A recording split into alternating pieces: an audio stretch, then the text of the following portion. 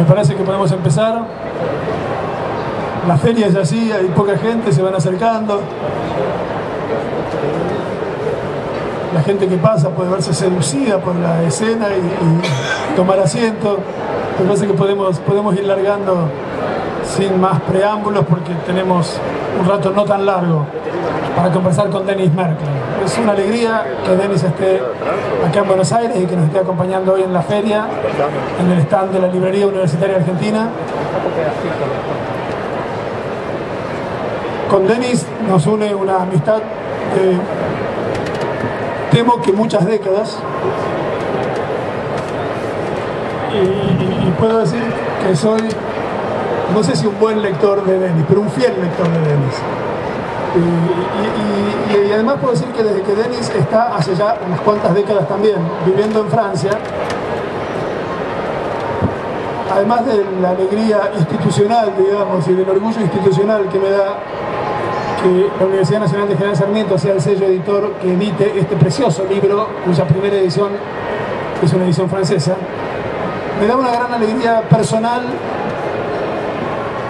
haber tenido algo que ver con la edición en la Argentina de dos de los libros de Denis que yo considero más relevantes de su producción, muy significativa, muy importante, y que cuenta con algunos títulos que en la Argentina todavía no se conocen y con muchos que sí se conocen y están traducidos en la Argentina. Entre ellos, uno en el que trabajamos con Denis, traduciendo, corrigiendo y editando hace unos cuantos años, es un libro que yo considero un libro muy importante de la sociología argentina de los 3 primeros lustros del siglo XXI, que se llama Pobres Ciudadanos. Es un libro que editamos con un pequeño y muy simpático sello editorial. Vamos a ver cómo sobrevive a la actual grave crisis que atraviesa la industria del libro en la Argentina. Pero lo cierto es que ese libro, Pobre Ciudadano, me parece que constituye un hito importante en la discusión sociológica en la Argentina. Su título es, desde luego, muy original y muy interesante y muy creativo, y supone una hipótesis ya desde el comienzo. La idea de que la división de los saberes académicos, que permitiría que algunas ramas del saber se dediquen a estudiar la pobreza, y esas ramas del saber solemos llamarla sociología, y que otras ramas del saber se dediquen a estudiar la ciudadanía, y a esas ramas del saber solemos llamarla politicología, es una mala idea. Porque en la Argentina, nos enseña Denis en ese libro y a lo largo de toda su obra, los ciudadanos no son meros ciudadanos, son ciudadanos pobres. Y los pobres no son meros pobres, son pobres ciudadanos. El chiste del título del libro es que cada una de las palabras que lo componen puede funcionar como sustantivo o como adjetivo calificativo de la otra, observando de esa manera que la pobreza no es un dato anecdótico en relación con los modos de ejercicio de la ciudadanía, sino que la pobreza sobredetermina los modos de ejercicio de la ciudadanía, y que la circunstancia de que los pobres no sean objetos de su pobreza, sino sujetos de decisiones políticas sobre qué hacer con su pobreza y a partir de ella, no constituye un dato accesorio respecto a esa pobreza, sino que también la sobredetermina y determina formas específicas de habitarla. Entonces, ese libro, Pobre Ciudadano, me parece que continuidad de libros anteriores de Denis, en particular de uno que Denis escribió cuando ambos éramos muy chicos, desde entonces él ha envejecido mucho, que se llamaba La terquedad de lo nuestro, que es un libro que recuerdo con mucho cariño, porque además lo escribió en una época en que laburábamos juntos, en una cosa que no recuerdo con mucho orgullo, pero el libro, sí, recuerdo mi ejercicio de lectura de ese libro con un recuerdo muy grato. Denis hace mucho tiempo que viene pensando en el fenómeno urbano, el fenómeno de la vida y de las formas de vida de los sectores populares en los grandes centros urbanos, de la periferia, de las grandes ciudades, de Buenos Aires y últimamente, desde hace ya un buen tiempo, de París. Y allí en París, en el año 2005, algunos memoriosos recordarán las noticias que pudimos leer en los diarios o ver quizás en algún flash de la televisión, pero que no circuló como una noticia particularmente relevante en la Argentina. Yo de los detalles de esa noticia me enteré conversando con Denis y leyendo el libro de Denis. Hacia el 2005, 4 años después del gran desbarajuste, del gran cataplum, como dice Denis al comienzo de Pobres Ciudadanos, con una palabra uruguaya. Cataplum es una palabra uruguaya. Cuando nosotros éramos chicos había un programa de humoristas uruguayos, ¿verdad?, de Spalter y todo eso, que se llamaba Cataplum. ¿Cómo? Telecataplum. No, bueno, cataplum es una palabra del castellano de la otra orilla del Plata. Y con esa palabra empieza Pobres Ciudadanos, ¿no? Cataplum. Se desmoronó todo y los intelectuales argentinos se cayeron del catre a partir de ese desmoronamiento que obliga a repensar las categorías con las que pensábamos, ¿no? Ese libro de Denis para nosotros fue muy influyente en el equipo de investigación que yo integro en la Universidad Nacional de General Sarmiento. Nos propusimos pensar cómo había que pensar, con qué categorías había que pensar las crisis, cuando las propias categorías con las que pensar son parte de lo que se desploma en esa crisis, ¿no? Bueno, pues bien, poco tiempo después de ese cataplum argentino, hubo una especie de cataplum menos intenso, menos espectacular, en los barrios de la periferia de París. Y en Argentina circularon muchas fotos de autos quemados, ¿no? Jóvenes, en general inmigrantes, en general africanos, en general musulmanes, en general maltratados de muchos modos por un sistema que los recibe con mucha hostilidad. Se dedicaron bastante empeñosamente a quemar autos. Y las fotos de autos quemados circularon mucho por el mundo y las pudimos ver así, sin duda, ver en la televisión, ver en los diarios. Lo que no vimos tanto fue una cosa a la que Denis prestó atención, que es que además de quemar autos, estos muchachos que vivían en la periferia de París quemaban bibliotecas. Quemaban bibliotecas llenas de libros. Y eso es un hecho muy estremecedor para la cultura letrada. No porque la metáfora del fuego en relación con la cuestión de los libros no sea una metáfora muy antigua. Más de una vez hemos invitado a nuestra Universidad Nacional de General Sarmiento a hablar exactamente sobre esto, sobre la relación entre fuego y bibliotecas, al exdirector de la Biblioteca Nacional, querido maestro y amigo de Denis y mío, Horacio González, que suele detenerse en esa frase que dice Mariano Moreno en un texto de la Gaceta Mercantil, el diario que publicaba Mariano Moreno como boletín oficial de la Junta de Mayo de 1810, de la Junta de Gobierno, y en un artículo muy interesante que aparece allí en la Gaceta, que se llama Educación, donde Mariano Moreno dice que siendo que todas las escuelas están tomadas por las tropas que tienen la tarea de liberar a la patria, es necesario crear una biblioteca nacional que sirva para la educación de los pueblos y para que los libros que la habitan sean consultados por el pueblo para su ilustración, para su emancipación.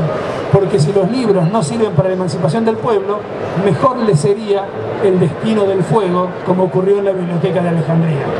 Dice Mariano Moreno, trayendo la más antigua de las versiones del mito de las llamas devorando los libros de las bibliotecas. Un mito que está por todas partes, que está en Borges, que está en todos, ¿no?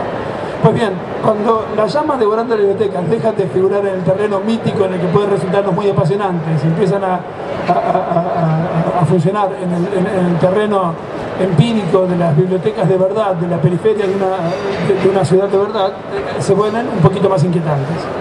Y fueron muy inquietantes esos incendios de las bibliotecas para el pensamiento progresista francés, para el pensamiento de los bibliotecarios franceses, para el pensamiento de una ilustración francesa que no podía entender cómo era que estos muchachos no entendían que los libros no se queman, que los libros forman parte de las cosas buenas de la vida y no de las instituciones que los oprimen, que los humillan, que los censuran, ¿no? Que los atan a su condición de inmigrantes sin papeles. ¿Cómo es posible que no entendieran? Era la pregunta de un progresismo que parecía no entender la complejidad de aquello de lo que se trataba. Lo que trata de hacer Denis, la muy importante investigación que Denis empezó entonces y que se plasma en muchos lugares, entre otros en este libro que ahora tenemos en castellano, es tratar de comprender, uso a propósito esa palabrita de vieja militancia en el lenguaje sociológico, comprender en el sentido fuerte de comprender cómo comprenden los otros, de meterse en la cabeza de los otros, que no está formateada como el iluminismo blanco y progresista de los militantes del Partido Comunista Francés suponen que tiene que estar formateada.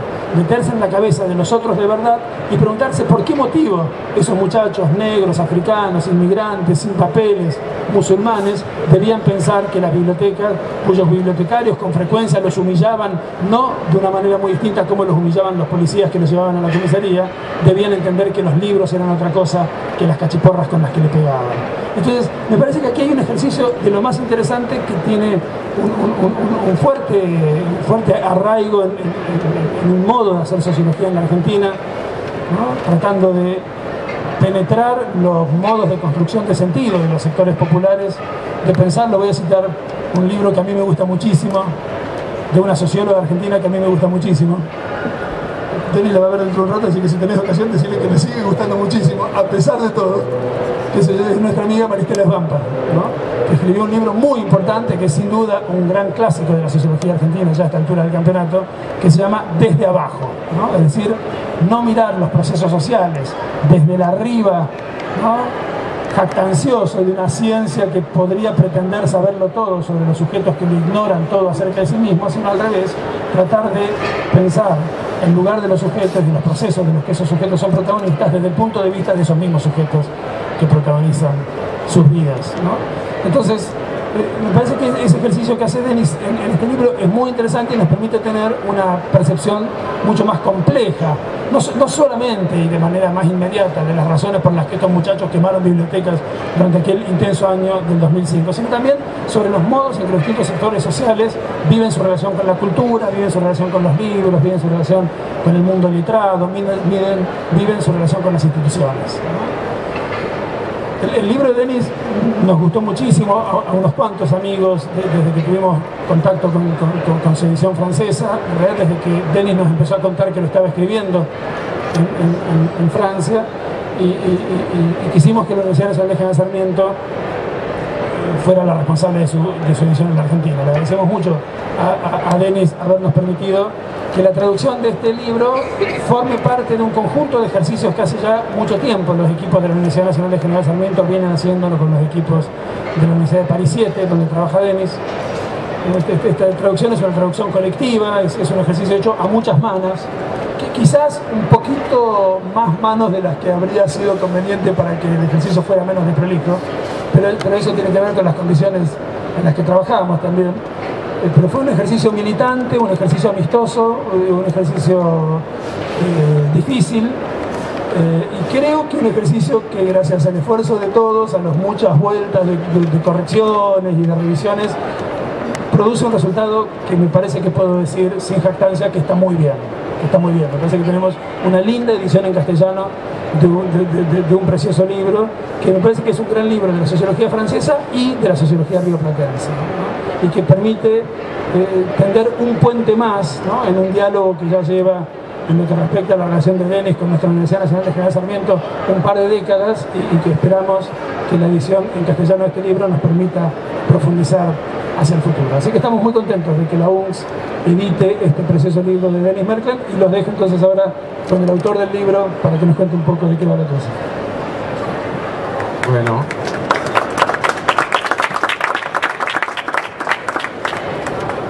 muchísimas gracias, Eduardo. Antes de hablarles del libro, y es una manera también de hablarles del libro, quiero decirles que efectivamente yo estoy muy orgulloso de esta edición en español. Un libro no lo escribe solamente su autor, y en este caso que hizo una traducción, mucho más aún. Este libro es una especie de realidad aumentada, y los autores de ese aumento de la realidad son varios.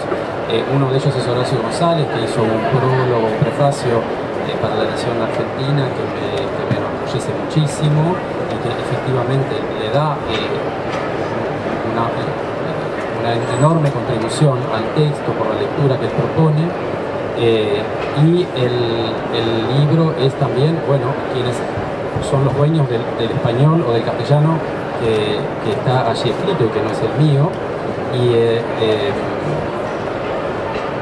sin ningún lugar a dudas el autor de todo esa otra parte de la realidad aumentada de esta edición en castellano es Eduardo, que ha sido siempre no solamente un fiel compañero, sino que ha tenido la gentileza, la generosidad de encontrar en mi trabajo, incluso cuando se refería a Francia, un texto que podía hablarle a la sociedad argentina, ¿no? Y entonces Eduardo ha hecho una cantidad enorme de trabajo silencioso y poco visible para que este libro exista, y también para que exista Pobres Ciudadanos, y yo estoy muy orgulloso de que así sea, porque Eduardo es un gran intelectual argentino, un entrañable amigo, entonces para mí es un reconocimiento enorme que él haya hecho cuantiosos esfuerzos junto con la Universidad de General Sarmiento para que este libro exista. Así que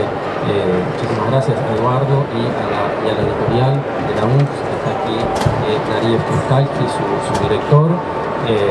Bueno, si ustedes leen el libro, sepan que el libro, como todos los otros libros que existen en el mundo, no son obra solamente de quien dice que es el autor, son un trabajo colectivo y no está mal que en este caso yo, el autor de este libro, lo ponga en evidencia.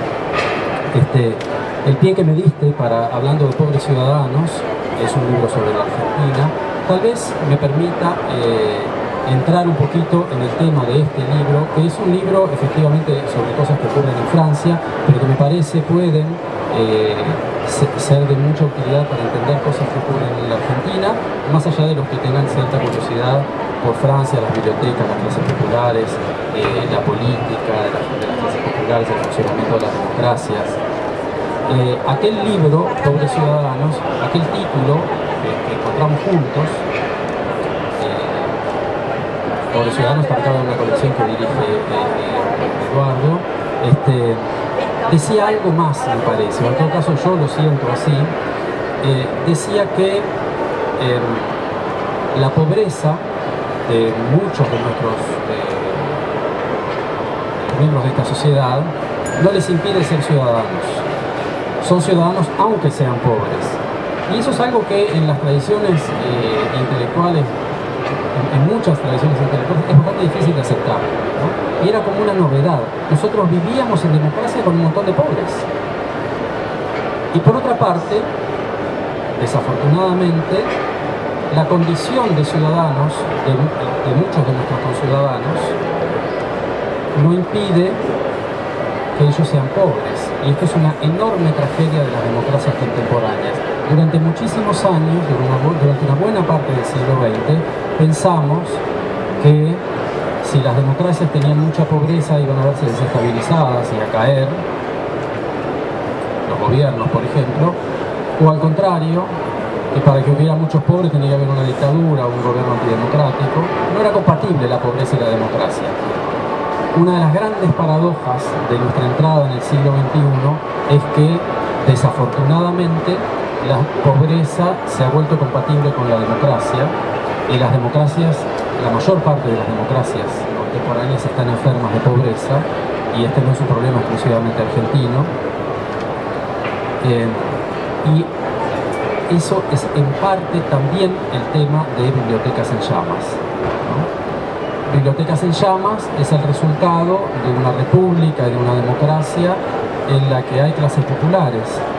Y pese a que nosotros afirmamos esto con insistencia y hemos hecho el centro de nuestro trabajo, no debería ser así. En las repúblicas y en las democracias no debería haber clases sociales, y debemos trabajar con toda nuestra energía para que desaparezcan las desigualdades sociales y que las democracias y las repúblicas estén profundamente orientadas y habitadas por la igualdad, ¿no? La Revolución Francesa nos enseña eso, ¿no? En la divisa de la Revolución Francesa está l'égalité, ¿no? Entonces,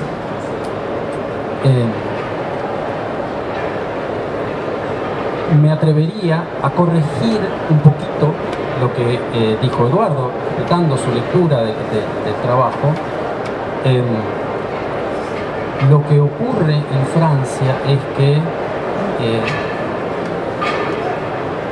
los autores de los incendios de bibliotecas son ciudadanos. Y voy a referirme, voy a entrar al texto contándoles una anécdota de mi trabajo de campo. Me encontré con una situación prácticamente inédita en la vida de un investigador en ciencias sociales, y los azares de la vida lo hicieron así, y es que vine a descubrir que en Francia había gente que incendiaba bibliotecas. Lo descubrí para mí mismo, pero lo descubrí para la sociedad francesa. ¿Por qué? registré 75 incendios de bibliotecas en los últimos 20 años, no solamente en aquel otoño del 2005 que motivó la investigación, pero la sociedad francesa, la intelectualidad francesa, la prensa francesa, la política francesa se cayó del catre igual en nuestra sociología, en nuestras ciencias sociales en el 2001, como si no supiésemos en el 2001 que había pobres en la sociedad argentina, como si pudiéramos tapar el sol con una mano. En Francia pasaba y pasa exactamente lo mismo. Uno podría esperar que en un país como Francia, una sociedad como la sociedad francesa, el incendio de una biblioteca hubiese provocado una enorme emoción popular, grandísimos debates y, al contrario, la opinión pública, mis colegas y muchas autoridades vinieron a descubrir que había incendios de bibliotecas cuando yo salí al espacio público a decirles: muchachos, ya conté 70, ¿cuándo se van a enterar de que esto viene pasando, ¿no? Bueno, cuando yo estaba haciendo ese trabajo de investigación, había una cosa que me llamaba la atención. Los bibliotecarios, que sí sabían que esto pasaba y discutían un poco sotoboche en sus redes sociales, en sus espacios profesionales, se enviaban unos a otros un poema de Víctor Hugo y leían públicamente en los barrios donde había incendios de bibliotecas o donde había bibliotecas apedreadas ese poema de Víctor Hugo.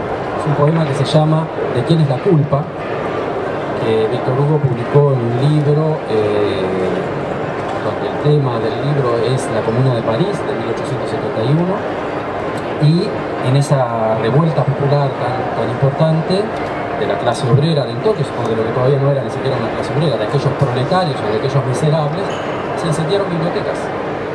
Y entonces ese poema comienza con un diálogo en donde Víctor Hugo, o el poeta, dice: ¿tú incendiaste la biblioteca? Y el miserable responde: sí, yo la prendí fuego. Y el poeta retoma la palabra y le dice: miserable, ¿qué has hecho? Y le vierte sobre la cabeza un balde inmenso de cultura clásica, universal, letrada, diciéndole todo lo que había quemado, y todo lo que había quemado como potencialidad de iluminación de su espíritu, de conocimiento, de toma de conciencia, de reflexividad, diríamos hoy. Y nombra a Cicerón y a Plutarco y a tantísimos autores que Víctor Hugo había leído, y cuando termina de decirle todo el mal que había hecho a la humanidad y a sí mismo, y termina de hablar, 200 palabras más tarde, es un poema muy largo, el incendiario retoma la palabra y dice: yo no sé leer, y el poema termina allí. En ese poema, Víctor Hugo muestra ser un formidable sociólogo que entiende por qué eso ocurrió. Es un extraordinario político que abre la puerta de salida a esa situación y entonces dice: no hay que mandarle a los soldados versalleses a matarlos a balazos, a esos miserables, hay que abrir las escuelas y hacer que esa cultura universal que yo poseo, sea también la de ellos, que ellos aprendan a leer y escribir y que todos los libros puedan ser suyos. Y además dice muchas otras cosas, porque Víctor Hugo se ríe de sí mismo y se ríe de los intelectuales y nos enseña, nos da una enorme lección más. Nos dice: yo he leído decenas de libros, pero no sé nada de este conciudadano mío, a quien soy incapaz de comprender, porque no todo el saber sobre el mundo social se desprende de la lectura de los libros. Es necesario ir a hablar con el otro, por ejemplo, como en ese poema. Se ridiculiza Víctor Hugo como intelectual. La razón profunda de ese conflicto la tiene la palabra del miserable, que dice menos de 10 palabras en todo el poema, contra un discurso enorme y cultísimo y poderosísimo del poeta. Ahora, los bibliotecarios, que que distribuían este poema y que lo leían, me dieron la oportunidad de leer ese texto, pero yo encontraba que estaban tan desorientados como los intelectuales argentinos en el 2001, es decir, para decirlo en criollo, estaban nadando afuera del tarro, porque el problema es que la salida de Víctor Hugo no era posible, porque en esos barrios ya hay escuelas. Y todos esos muchachos que incendian bibliotecas fueron a esas escuelas y fueron socializados en esa sociedad y en esa democracia y en esa república. Entonces, los incendios de 1871 se parecen, pero no son los mismos, porque aquellas clases populares no son estas y porque aquella sociedad no es esta. Si aquellos quemaban escuelas porque no había bibliotecas porque no había escuelas, estos queman bibliotecas probablemente porque hay escuelas, ¿no? Entonces había que entrar en otro espacio y había que entrar muy profundamente en el lugar que la palabra escrita tiene dentro de la sociedad francesa. Y ese lugar, un ministro envió una carta al intendente de una de las ciudades donde fueron incendiadas bibliotecas, el intendente de la ciudad de Saint-Denis, ciudad de la periferia de París, donde la clase obrera, digamos, del Partido Comunista de toda la vida, un ministro de derecha, y le expresa toda su solidaridad y le dice, también en el libro, la biblioteca es la más sagrada de las instituciones de nuestra república. Y allí no podemos sino ser solidarios. Entonces, ¿qué pasa con estos incendios de bibliotecas? Están manifestando un problema en el corazón de nuestras repúblicas y de nuestras democracias. Y este no es un problema solo francés, es un problema que nos concierne a todos. Entonces, quisiera decir algunas características de estos incendios de bibliotecas. En primer lugar, no son incendios provocados por un deseo o por una voluntad de censura del pensamiento del otro. No son el incendio de la Inquisición, no son el incendio del nazismo, no son los libros quemados por la dictadura argentina, no son los incendios de quien busca quemar los libros del otro, aniquilar el pensamiento del otro. Lo que se incendia es la biblioteca, no los libros que están adentro, aunque sea muy difícil quemar una biblioteca sin los libros. Y lo que se incendia son los libros. Pero hay dos o tres características que tienen que ayudarnos a entender. En primer lugar,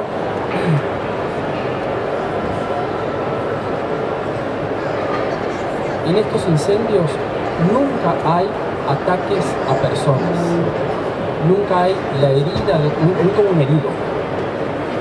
Hay apedreos, hay incendios, nunca hay un ataque contra una persona. No es ir a pegarle al maestro, o ir a agarrar a trompadas al médico, o tirarle piedras al policía. Es otra cosa.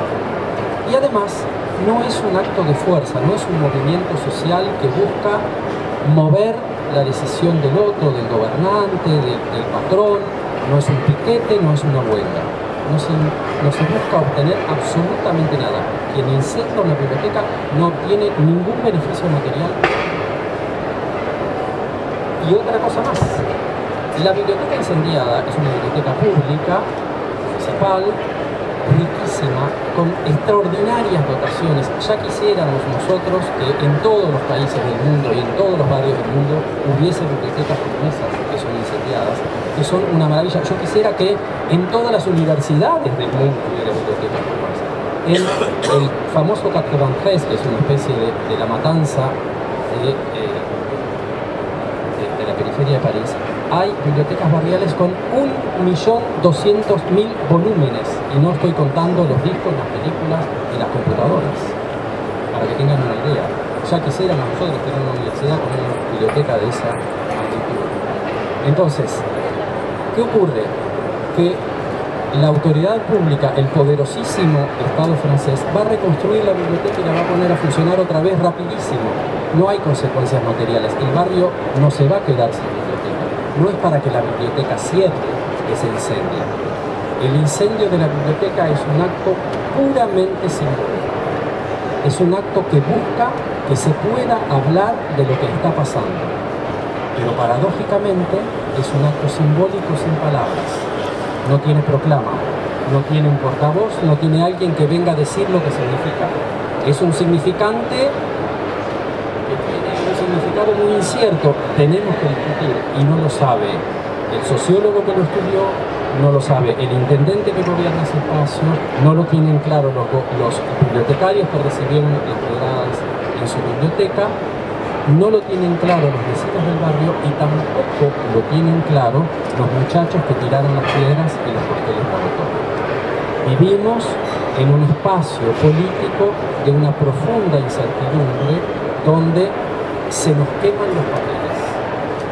Entonces, la biblioteca que se quema es la biblioteca de ese barrio, pero también son las bibliotecas de las ciencias sociales, también son las bibliotecas del pensamiento político, que muchas veces nos dejan hoy en una situación análoga a aquella en la que se encontraba Víctor Hugo, habiendo leído muchos libros que le permitían, sin duda, una inteligibilidad del mundo muy poderosa. ¿Quién podría dudar de la magnífica obra de alguien como Víctor Hugo?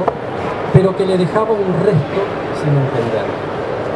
Y me parece que a nosotros, no solo los intelectuales, los habitantes de este mundo en general, nos pasa frente a la literatura, frente a los libros que leemos, que nos queda un resto de mundo por comprender. Magnífica incitación para seguir leyendo y para seguir escribiendo. Pero bueno, estos jóvenes también nos están diciendo: cuidado muchachos, porque de repente esos libros que están ahí son libros que nosotros no podemos leer, no porque seamos analfabetos como nuestros antecesores del siglo XIX o del siglo XVIII, sino porque tal vez los libros que ustedes están escribiendo no nos son demasiado útiles para defendernos, para luchar, para protegernos del mundo en el que vivimos, que es un mundo profundamente agresivo con nuestros modos de existencia. Entonces, este libro es un libro que cuenta todo eso, que está hecho con 6 años de trabajo de campo en muchísimos barrios, en muchísimas bibliotecas, con decenas de horas de conversación con muchos jóvenes, y donde yo intenté tratar de mostrar todos los aspectos que me fue posible mostrar para que justamente pudiésemos hablar de esto que ocurre con nuestras vidas. Me parece que eso es lo que puedo decirles ahora. Si quieren avanzar esa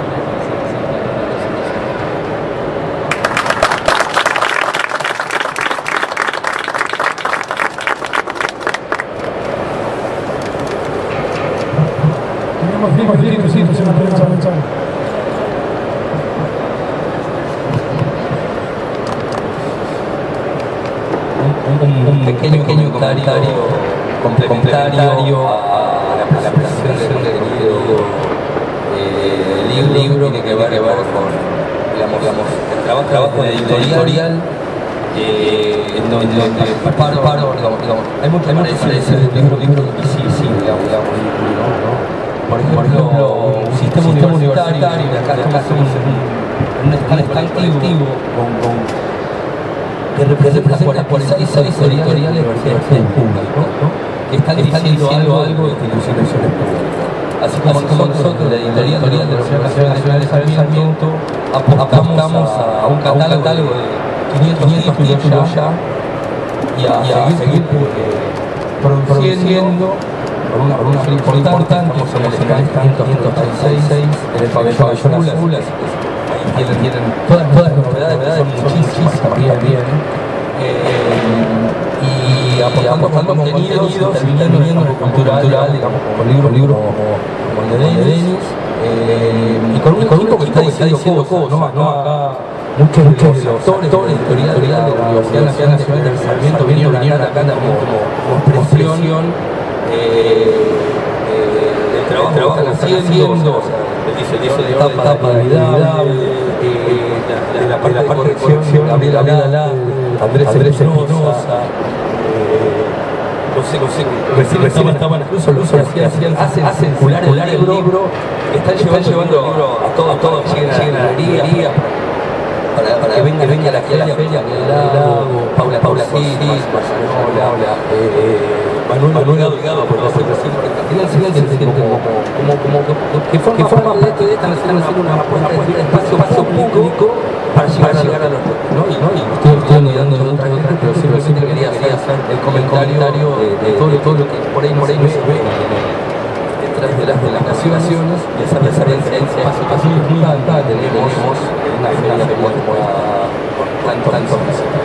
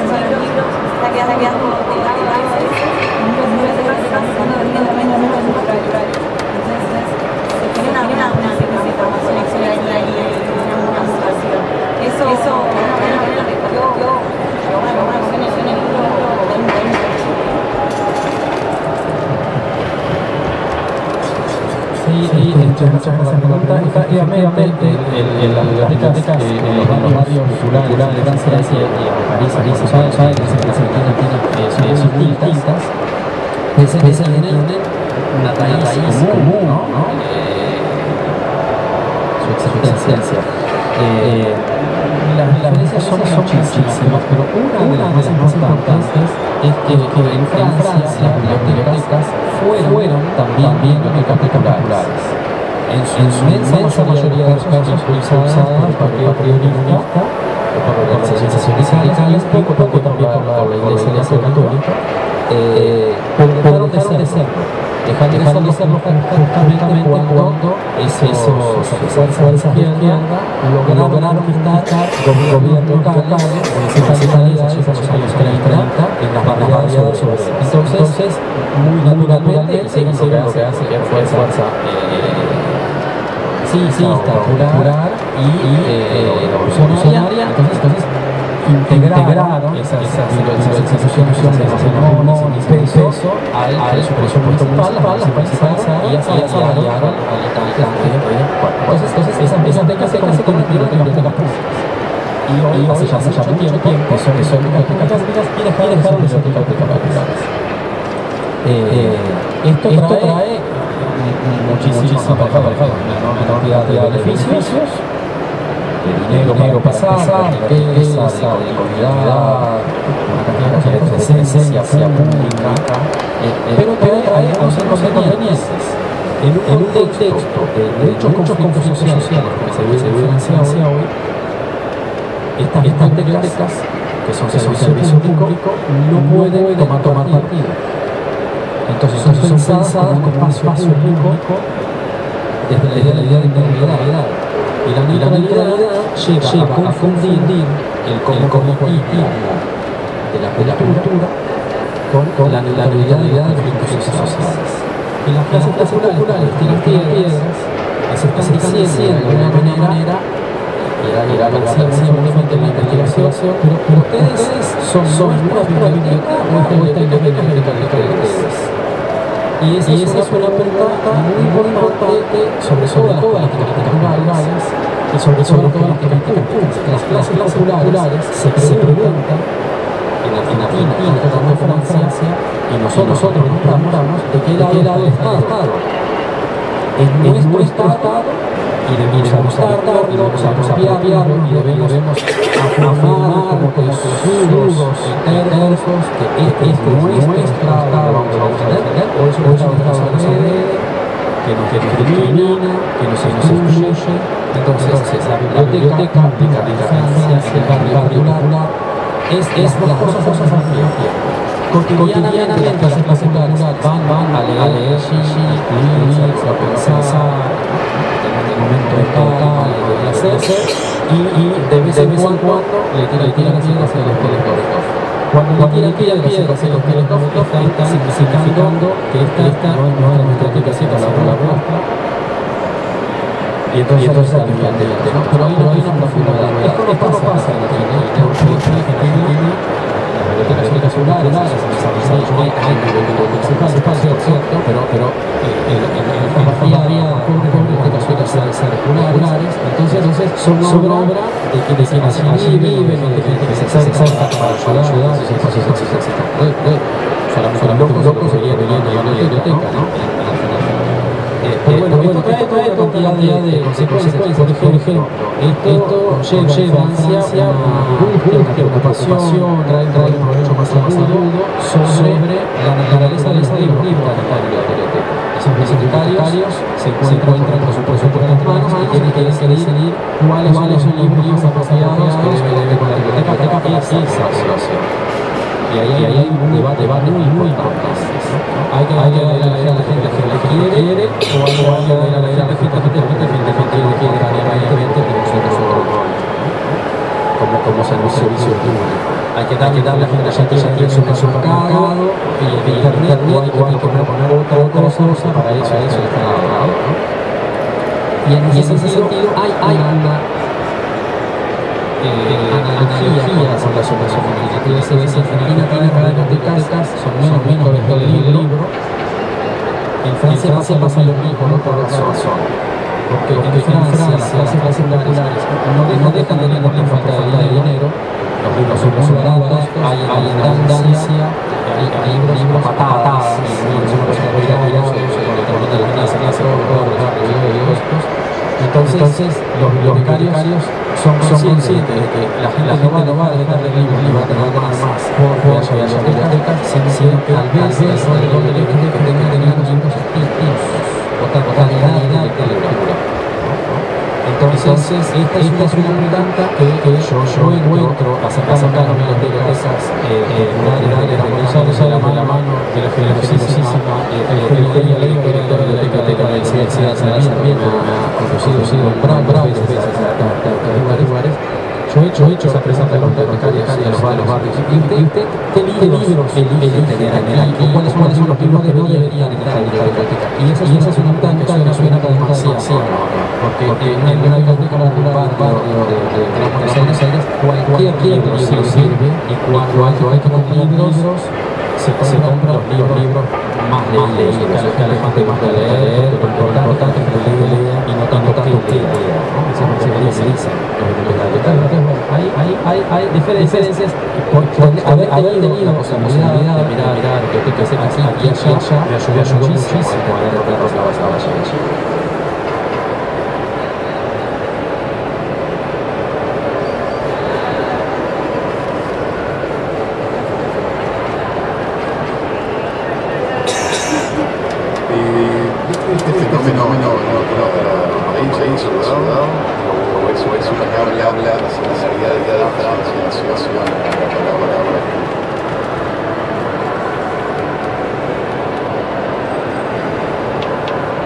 Cualquiera que yo sabe que los galos no hemos observado prácticamente ningún otro lugar. A veces pienso que se trata yo pego para el Fondo de la Unión Europea y son seguir otro país, después de tratar de otro país, y no conseguir ningún colega de ninguno de los tres países de la Unión Europea donde esto ocurriera. Todos decían Congreso ¿cómo que Francia? Bueno, no hay otros lugares, no creo que existan tampoco fenómenos España, por ejemplo, donde se ha acercado a observar, ocurre un fenómeno similar a la de Argentina, la crisis se ha llevado de los vecinos y las barrios importantes crear bibliotecas orientadas para las alimenta más, entonces esto no ocurre en otros lados.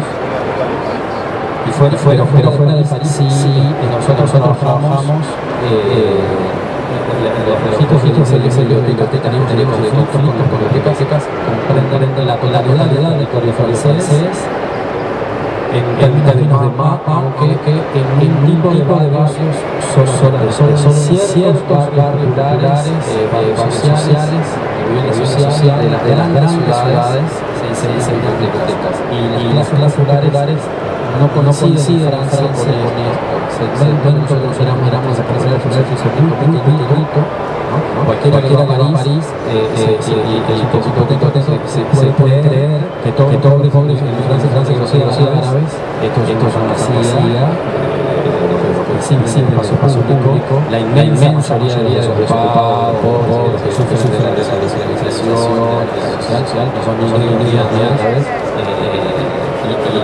esto porque las actividades fueran distribuidas en el territorio de una manera muy distinta de cómo se distribuyen a Argentina, ¿no? Argentina tenemos grandes ciudades con inmensos espacios de territorio vacío, la Patagonia, en Francia esto ocurre mucho de fábricas, de organizaciones que están localizadas en ciudades, en un territorio infinitamente más poblado.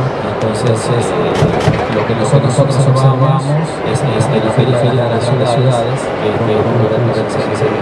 donde hay una actividad muy particular. Nosotros no tenemos esa situación.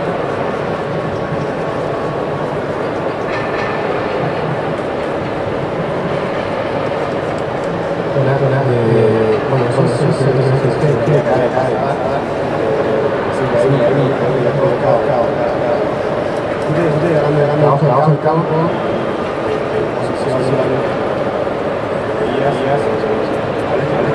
jóvenes, asociacionales, si vieron un sujeto, lleva a cabo esto, hablar de formas, de seguridad,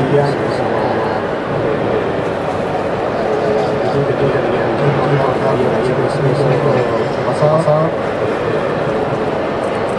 Parece que puede haber un móvil ahí, no llegué a ¿cuál sería el móvil?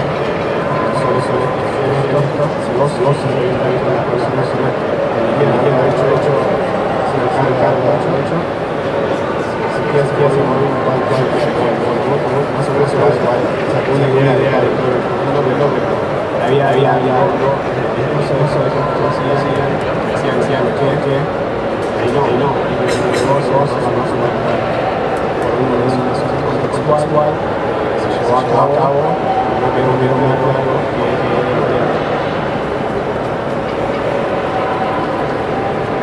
Sí, yo hice muchísimas entrevistas y más que hice sobre todo muchísimos momentos de ocio con jóvenes y grupos jóvenes que participaban de una manera o de otra se hizo la pedagogía de bibliotecas. Me voy a permitir pasar la palabra a la motivación, razones.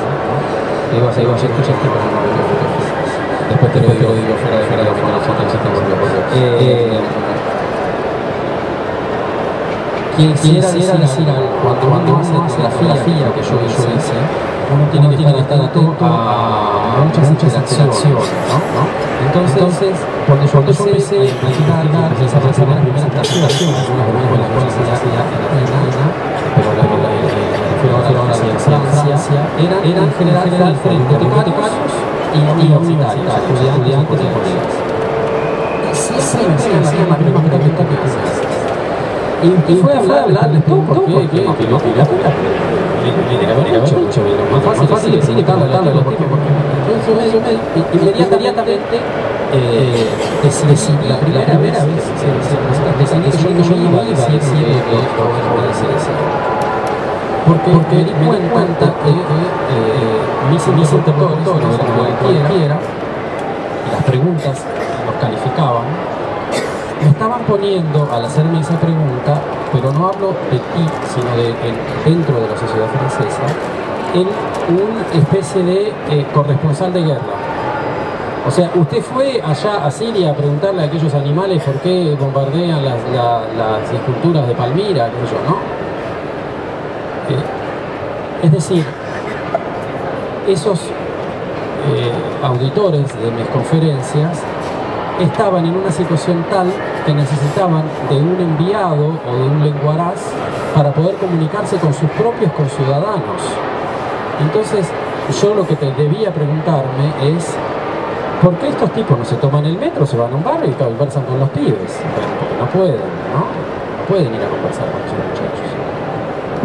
Entonces, seguramente esta gigantesca distancia social que nos pone a nosotros los sociólogos en traductores en el centro de la ciudad de Buenos Aires, de la Feria del Libro, de la Universidad y demás, de lo que ocurre en los barrios pobres de La Matanza, como si aquellos no fueran personas con las que pudiéramos comunicar, nos está dando una información preciosa o preciada sobre cómo funciona nuestra cultura, nuestra sociedad y nuestra política, sobre el estado de nuestras democracias, ¿no?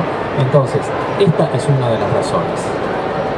La situación social que motiva la pregunta es una de las razones.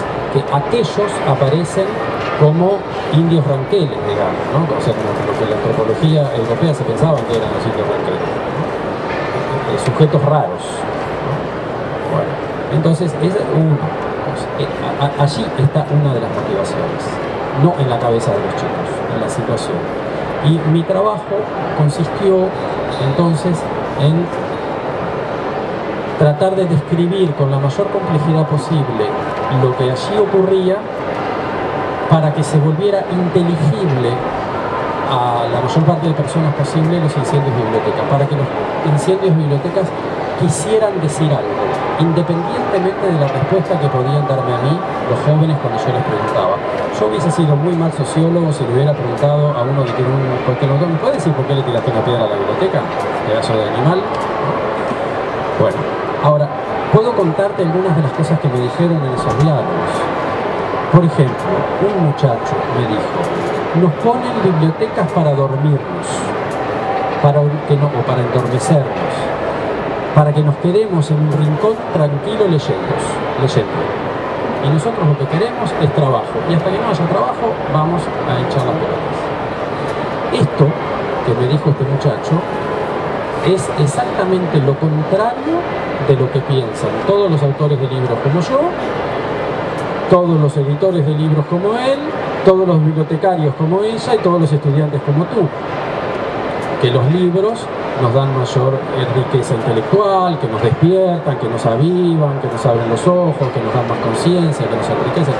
Pensaban que el libro era un opio del pueblo, me estaba diciendo. El libro es el opio del pueblo, ¿no? Entonces, bueno, ahí hay cosas que nos están diciendo, ¿no? Yo profundamente creo que ese muchacho estaba equivocado, pero no puedo dejar de escucharlo con muchísima atención a lo que él me está diciendo, porque lo que él me está diciendo no carece de razón. Hay algo que pasa. Yo tenía ganas de decirle, no, pero mirá que no te creas, no te creas. Pero bueno, esta cosa así. Bueno, otro muchacho que hice en el medio entre los dos turnos de la elección presidencial del 2007, cuando resultó electo Nicolás Sarkozy, le dice a una bibliotecaria de una municipalidad comunista, si gana Sarkozy les quemamos la biblioteca. Una biblioteca que ya había recibido cócteles molotov. Una chica me quedó temblando así y se volvió espantada a la biblioteca porque se volvió pensando, pero acá hay un problema enorme. Sarkozy les quiere mandar a los milicos para que los maten a palos, y es lo que está diciendo en toda la campaña electoral, él es el ministro del Interior, que los va a ir a limpiar a esos barrios de escoria, y nosotros les queremos abrir bibliotecas, poner todo el presupuesto que tenemos en que ellos tengan una vida mejor, que sea la sociedad más democrática, más abierta, y qué sé yo. Y esto nos dicen que si gana Sarkozy nos van a quemar la biblioteca y estamos todos locos. Bueno, probablemente había que entender así un montón de cosas. Una es que a los ojos de estos muchachos, porque era un grupito, fue uno el que habló, pero era un grupito, hay una distancia mayor entre él o ellos y los políticos en general que la que hay entre el Partido Comunista y la derecha tan rabiosa como la de Sarkozy. Pero ellos no confunden una cosa con la otra, saben perfectamente, esos barrios votaban masivamente contra Sarkozy. Y probablemente también le estuvieran diciendo a esos militantes, a esos bibliotecarios, otra cosa importante, ¿ustedes cobran un sueldo? y ni siquiera son capaces de impedir que un animal como Sarkozy gane las elecciones. Entonces, ¿para qué están ahí, mucho? ¿No? Se la quemamos a la biblioteca. Si la biblioteca no es capaz de impedir que nosotros tengamos un gobierno de un tipo que nos trata de escoria, hay algo que no funciona bien. Pero yo no trato esto con la exterioridad del sociólogo que se cree Carlitos Gardel y dice, ah, mirá qué mal que trabajan los bibliotecarios, o qué mal que gestionan las bibliotecas, o qué mal gestión que hacen los intendentes comunistas de los barrios pobres de Francia. Ese muchacho me lo estaba diciendo a mí también. Vos con tus libros, ¿para qué servís? ¿Tenés un sueldo de profesor universitario? Mirá cómo estamos. Es decir, tenemos todos que asumir la responsabilidad que nos cabe. Yo no creo ser un propagandista de la ultraderecha en ninguna parte del mundo, pero me siento responsable de la suerte de nuestras sociedades, de nuestros conciudadanos, de nuestra democracia. Entonces, ahí aparecen, sin que uno le pregunte directamente, motivaciones, situaciones que permiten comprender, que tal vez nos permiten tomar la palabra como hoy aquí e interrogarnos, y eso hace que el incendio de una biblioteca nos ilumine un poquito. Entonces esos libros no se prendieron fuego en vano. Perdone que me les largo una lata cada vez que me hacen una pregunta. ¿Podemos seguir o viene otra función después?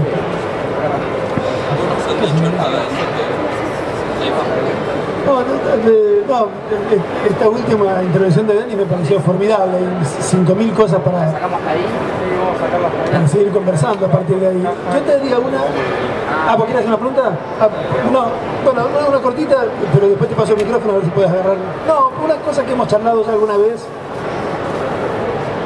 y que tiene que ver con los puntos de contacto y también con lo que yo siempre percibí, y creo que vos también, pero en todo caso te pregunto, como una sutil diferencia entre tu modo de pensar la cultura de los sectores populares y el modo en que piensa esa cultura nuestro común amigo Pablo, ¿no?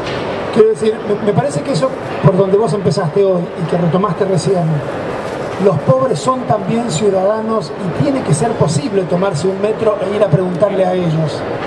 Y si hay como un Rubicón, o si hay como un hiato entre el mundo del sociólogo y el mundo otro de los sectores populares, ahí hay una parte del problema que explica por qué se queman bibliotecas, ¿no? Yo tengo la impresión de que lo que a mí me produce fascinación y al mismo tiempo alguito de enojo en los trabajos de Pablo es que creo que él tiende más bien a pensar una otredad más radical que la que pensás vos.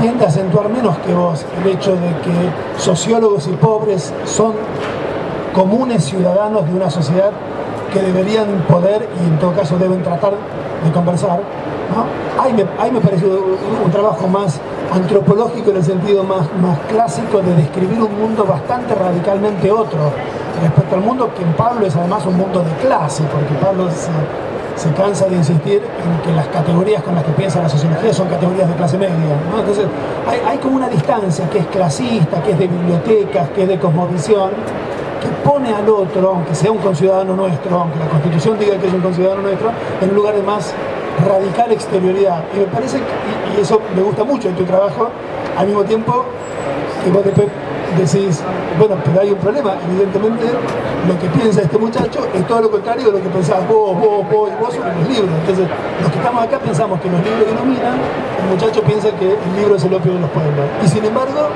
somos todos ciudadanos franceses, ¿no? Ahí hay una tensión, te la dejo por... Con respecto a lo que estabas hablando y sobre las investigaciones que hiciste, ¿crees que hay un llamado, por toda la situación mundial que se está viviendo ahora, un llamado a la militancia del campo académico, del campo intelectual, pero que su campo de batalla sea el territorio? Quizás esto sea lo que pueda llegar a suceder y lo que tendría que llegar a empezar a pasar. Quisiera saber tu opinión con respecto a esto. Le contesto a ella primero porque es público. No, bueno, es difícil siempre anticiparse, así, proyectarse, ¿no? Pero sin duda que la cuestión del territorio es una cuestión que apareció muy fuertemente en esta investigación. Te voy a contar dos anécdotas del trabajo de campo, dos momentos que motivaron muy fuertemente el análisis. Una vez yo fui a un barrio donde había habido un incendio de biblioteca y fui a visitar una biblioteca provisoria, precaria, que habían armado mientras reconstruían la anterior, ¿no? Entonces estaba charlando con el bibliotecario y él me contó cómo había sido el incendio. Entonces yo le pregunté, ¿y ahora cómo marcha la cosa, no? Y entonces me dice, dice, mira, cada tarde cuando abrimos vienen los muchachos del barrio, se ponen a correr por acá adentro, nos tiran unas cuantas estanterías de libros al piso, arman tal lío y se van. Pero no es muy grave, me dice, están marcando el territorio. Otra vez, en otro barrio, en otra biblioteca, que no habían incendiado nada, yo fui porque había pasado algo que quería conocer bien, y entonces al final del Ramadán, que es un momento de la liturgia musulmana, un muchacho, un vecino del barrio, entra a la biblioteca y al entrar dice Salam Aleikum.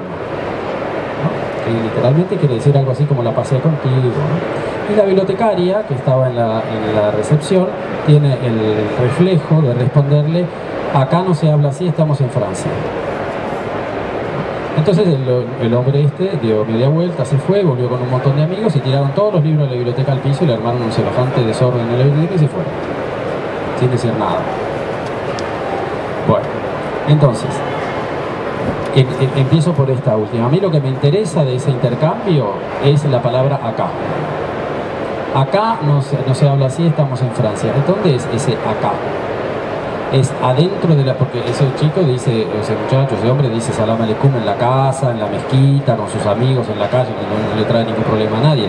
Yo le digo buenos días a mi mujer todos los días en español y nadie se escandaliza por eso. Bueno, pero acá, ¿qué es Francia? ¿Dónde es Francia? ¿No? Que sería ajena a esa palabra religiosa o en un idioma extranjero. Entonces, la biblioteca, ¿dónde está? ¿En qué territorio se encuentra la biblioteca? ¿Cuál es la relación entre el territorio del barrio y el territorio de la biblioteca? Entre el territorio nacional y el territorio de las clases populares, entre la nación y la república. Hay una cantidad de cosas que deben ser pensadas para que ese conflicto no ocurra más. No es tan fácil ni tan simple como tratar de que esa mujer no sea racista, porque yo charlé un montón con esa pobre mujer que se agarraba a la cabeza de lo que había dicho. No tenía ni una, o sea, era una persona de muy buenas intenciones en la vida, no tenía ningún deseo de discriminar a nadie, y todo lo que ella quería era que toda esa gente fuera a la biblioteca, no que se fuera y le tiraran a los libros. Ella estaba arrepentidísima de lo que había dicho y de lo que había pasado, ¿no? Bueno. Y el otro, también, ¿por qué tendrían necesidad los jóvenes de marcar el territorio? ¿Esa biblioteca es del barrio, está dentro del barrio o está afuera? ¿No? ¿Es de los bibliotecarios o es de los lectores? ¿No? Bueno, en Francia esto se presenta con muchísima agudez por una razón muy especial, y es que, a diferencia de los barrios populares de Argentina y de la mayor parte de los países de América Latina, o de toda América Latina, los barrios populares no son barrios donde el Estado no está presente, o está presente muy débilmente o de mala manera, sino que está omnipresente. Todo es público, las viviendas son públicas, los ómnibus son públicos, el agua es propiedad pública, las bibliotecas son de propiedad pública, las escuelas, la medicina. Todas aquellas instituciones que permiten solucionar los problemas de la gente o que le traen problemas a la gente son de propiedad pública. Entonces el Estado se encuentra en una posición de muy profunda ambigüedad. Bueno, entonces hay una pelea por el territorio muy grande. Respecto a nuestro amigo Pablo Semán, vamos a hacer discusión de sociólogos, pero es interesante, efectivamente, Pablo es para mí un importantísimo interlocutor intelectual, y coincidimos en el 99,8% de nuestro espacio de pensamiento, y tenemos un modo de trabajar muy cercano. Los dos hacemos etnografía, trabajo de campo y demás. Sus trabajos y sus discusiones me han sido de enorme ayuda, pero efectivamente creo que diferimos en un punto. Pablo, como buen antropólogo, piensa que en las clases populares hay otra cultura, y yo no. Yo pienso que en las clases populares hay otro espacio social y hay otro punto de vista y hay otros intereses y hay otra política, pero que no se trata de dos civilizaciones. Entonces Pablo está mucho más dispuesto a entrar en un relativismo cultural que a mí me parece que yo no quiero, ¿no? Yo vivo eso como un problema y no como no simplemente como una constatación, ¿no? Entonces, ¿qué creo? Y aquí voy a decir algo que es importante para mí al menos, porque yo me crié en La Matanza, ¿no? Y en La Matanza, mis vecinos de La Matanza, la inmensa mayoría de ellos eran personas que adherían a un horrible peronismo de ultraderecha, organizado básicamente por una organización que se llamaba el Comando de Organización, que era un grupo fascista espantoso, y yo respetaba mucho a toda esa gente, pero no me gustaba cómo pensaban, y hubiese querido que pensaran más parecido a mí. Entonces no podía tomar eso como algo, bueno, ellos piensan así, y pues porque son de las clases populares y yo no. Es decir, yo tenía una necesidad imperiosa de criticarlos, no para distanciarme de ellos, para acercarme a ellos, ¿no? Y en Francia me pasa algo muy parecido. Una inmensa proporción, en todo caso muchísimo más grande que la que yo quisiera, de las clases populares de Francia votan a Marine Le Pen. Y a mí no me parece divertido ni respetable eso, me parece que está mal y que debe ser combatido y que es mi responsabilidad combatirlo, ¿no? Entonces, yo no, lo que voy a decir a partir de ahora no es en lo más mínimo un reproche a Pablo Simón, porque creo que él no entra dentro de esta categoría, pero sí también se presenta como un problema frente a otros colegas. Yo no puedo ser un sociólogo in vitro. Yo creo que nuestro trabajo tiene sentido exclusivamente si interviene en el espacio público y en los debates, si nosotros somos capaces de darle una inteligibilidad diferente al mundo, de proponerle, que es la de la sociología, que obedece ciertas reglas, además para ayudar al debate, a las peleas, a la movilización, al buen gobierno, a una cantidad de cosas. Entonces, en ese trabajo tenemos una inmensa responsabilidad, que es la de la crítica social. Y esa crítica social no debe dirigirse solo a los poderosos. También la sociología debe ser crítica frente a los subalternos, a los dominados, a las mujeres, a los pobres, a las clases populares. Yo creo que, como cualquier otra persona, la sociología encuentra espacios de crítica. Eso no nos da razón a los sociólogos, ni los convierte a nosotros en necesariamente sujetos equivocados, pero sí nos da a nosotros la responsabilidad de devolver a ese espacio todas las herramientas que la universidad nos prestó.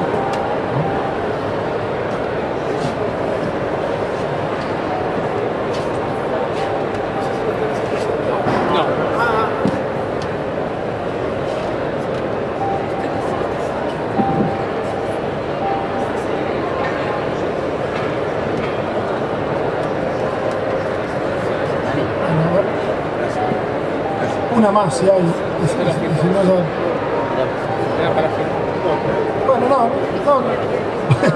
Bueno, no, para mí es una alegría, la verdad que con Denis nos vemos salteados cuando algunos dos tienen ocasión de cruzar el gran charco llamado Océano Atlántico. Y eso no pasa con mucha frecuencia. Y temo que además a mí me va a pasar cada vez menos. Me pasa tendencialmente menos, para hablar científicamente. Entonces es una alegría que Dani esté aquí, es un lindísimo motivo de la presentación de su libro. Esta última pregunta te la hice sabiendo exactamente tu respuesta, pero para retomar una conversación que venimos teniendo hace años. Yo valoro mucho la obra de Pablo y mucho tu obra, y me doy perfecta cuenta que hay una sintonía muy grande, un mismo conjunto de asuntos. Al fin y al cabo empezaron a escribir las cosas más importantes que escribieron los dos, pensando juntos, y aquel texto de Maristela que hoy recordábamos me parece que es un hito, entre otras cosas, porque muchos de los textos que ustedes escribieron después, ya de más grandulones, están allí in nuque, ¿no? Pero percibo esa tensión como una tensión interesante y para mí difícil de resolver también, porque me parece que hay por un lado una apuesta democrática que yo valoro especialmente, y por otro lado disposición a asombrarse con lo radicalmente otro que puede convivir en nuestra propia sociedad, que me parece que forma parte de lo fascinante que tiene también el trabajo de Pablo. Entonces me parece que cada nuevo libro de uno y de otro, esa conversación, ¿no? sigue siendo muy iluminadora para mí. Bueno. Una ultimísima cosa, cada vez que vengo a Buenos Aires me doy un inmenso abrazo con Eduardo, pero no nos peleamos. Y cada vez que vengo a Buenos Aires me doy un gran abrazo con Pablo Semán y después nos peleamos siempre por la misma cuestión. Siempre nos volvemos a encontrar y nos volvemos a abrazar y a volver a pelear por la misma cuestión. Bueno, muchas gracias. Muchas gracias a todos.